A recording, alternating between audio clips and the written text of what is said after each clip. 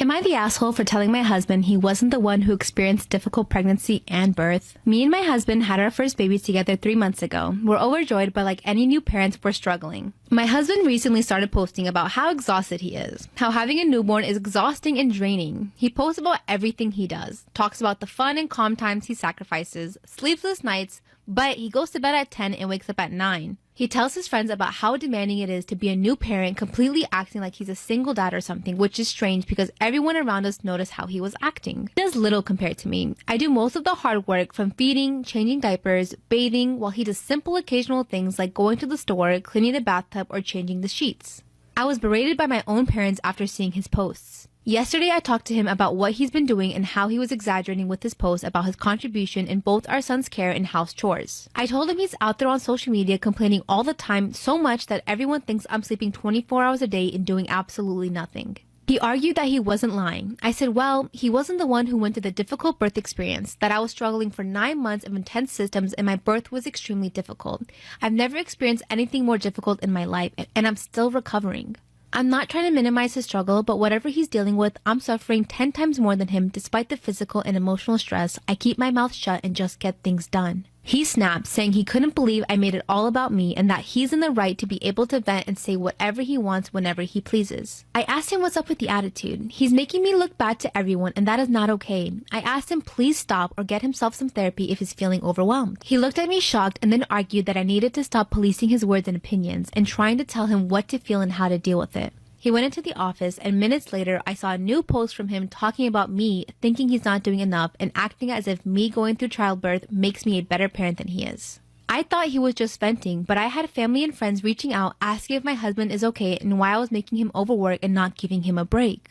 It was 1978 when a young girl named Mary Vincent ran away from home. Her parents were getting divorced, but she loved to dance and she wanted to pursue her career in LA as a dancer. So she's hitchhiking and holding a sign that says heading south, and hitchhiking at this time was pretty normal. Everyone would do it when a man named Lawrence Singleton picks her up. This man was much older and gave off grandpa vibes, and Mary felt pretty comfortable with him, so she went ahead and took a nap. When she woke up, she realized that they were going the wrong way and corrected him, but he just made excuses and kept going. When Singleton stops for a bathroom break, Mary realizes she might have to make a getaway, but as soon as she leaves the car, everything goes black. Singleton had whacked Mary over the head with a sledgehammer.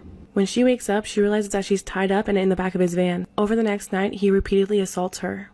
By the next morning, Mary is begging to be set free. That's when he says, "You want to be set free? I'll set you free." Then he grabs his axe and does the unthinkable.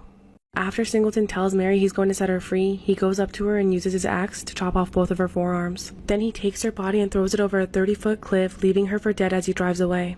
As Mary slips in and out of consciousness, she thinks about Singleton's future victims. She finds the will to survive and climbs the mountain without her arms. She's wandering without any clothes and holding her arms up to prevent further bleeding when a car comes by. They rush her to the hospital and by a miracle, she survives.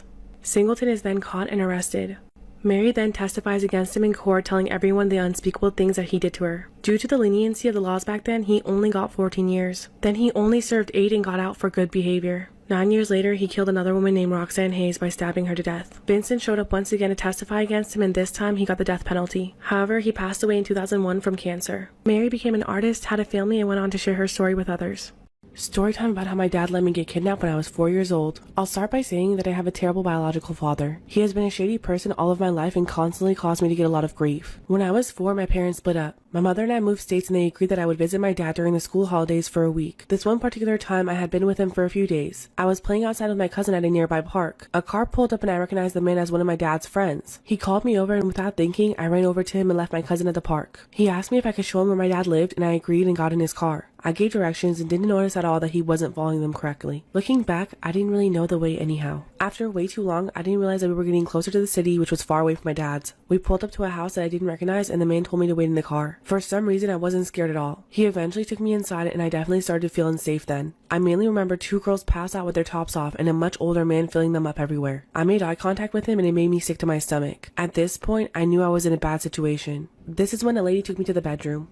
Part 2 of how my dad let me get kidnapped when I was 4 years old. The lady brought me a sandwich. The bread was stale and I wasn't hungry, but I ate it all because I felt bad for her. The lady told me a lot of things that I didn't understand, but when she left, I remember thinking that my dad was coming to pick me up soon and I fell asleep waiting for him. I wet the bed that night and no one came to see me until the next day when I cried very loudly and banged on the door. The lady came back and yelled at me for sneaking up her room. This is when I asked about my dad. She said he was coming back tonight after he finished work. She didn't offer me a shower or a bath, so I sat in my soiled pants all day. My dad never came and I was terrified. I was there for 5 days. They let me take one shower and fed me boring sandwiches and chips. Finally, my mom drove across the country to save me. She hadn't been able to get a hold of me or my dad, and when I missed my pre-booked flight home, she knew something was wrong. She found my dad at his GF's house, drugged out and completely hiding out. Turns out he owed a lot of drug money to the people who took me. They told him that they had me, but he couldn't afford it or didn't want me back, so he didn't bother to try and get me back. My mom paid his debt and got me. It was the best feeling to feel safe again. She never called the police, and I didn't see my dad for a long time after that.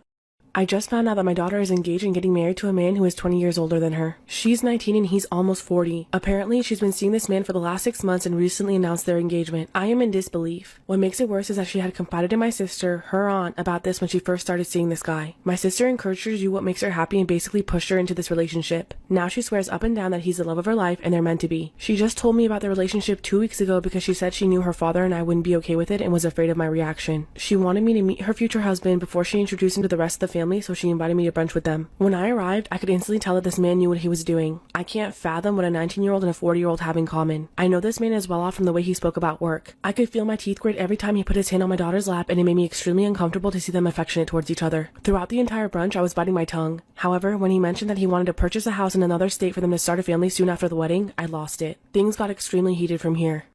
Part 2. My daughter is engaged to a man 20 years older than her. My daughter is 19 and engaged to a 40-year-old who she's been dating for 6 months. At brunch, he mentioned that he was going to move them to another state and start a family soon after the wedding. This was my breaking point. This man already has been married 3 times and has a few children from those marriages. He's also closer to my age than her age, and his children are closer to her age. My daughter could tell that I was about to burst because she quickly tried to change the subject. However, I slammed my hand on the table and expressed how inappropriate this relationship is. I called this man out for basically grooming my daughter. My daughter quickly came to his defense, saying that age is just a number and that she's a consenting adult. I told her that I would never approve of this and left. My husband and I are furious about the situation and have tried telling our daughter that this is wrong. However, every time we try to talk to her about this, she blows up on us. She's made it clear that we can't talk her out of it and I'm at a loss. Now she's invited the rest of the family to dinner to meet her future husband. Everyone has been messaging me about it nonstop. Some are shocked about the age difference and others, like my sister, are telling me that I should stop trying to stand in the way of love. I want to shake my daughter into reality, but I feel that every time I mention my disapproval, it pushes her further towards him. Am I wrong and should I just accept this?